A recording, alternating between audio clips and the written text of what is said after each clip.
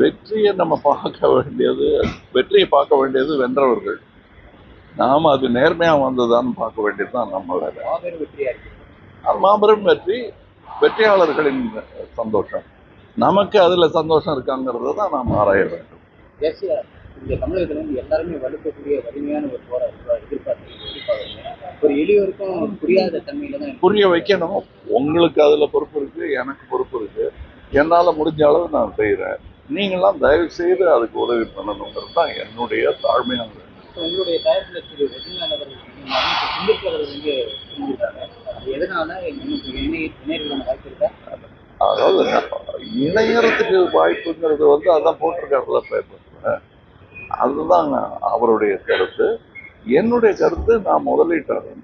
என்னுடைய நட்சத்திரத்துக்கு பிடித்த கதையை எடுப்பதுதான் எனக்கு ஆரோக்கியமானது. அதுதான் பண்ணி. அது முரண்பாடா இருக்குதா? இல்ல, அவருக்கு பிடிக்கிறவர்கள நாங்க கதை கேட்டுக்கிட்டே இருப்போம். அப்போ புதியவர்களுக்கு ஏதாவது வாய்ப்பு இருக்கா? வாய்ப்பு இருக்கு, எதிர்பார்க்கிறோம். கதை நல்லா இருக்கணும், அவ்வளவுதான். அதுதான் நாங்க இன்னொரு கதை தேடிட்டு இருக்கோம். இப்போதைக்கு இது பண்ணிட்டு இந்த மாதிரியான கதை எதிர்பாராததை எதிர்பார்க்க. வணக்கம்.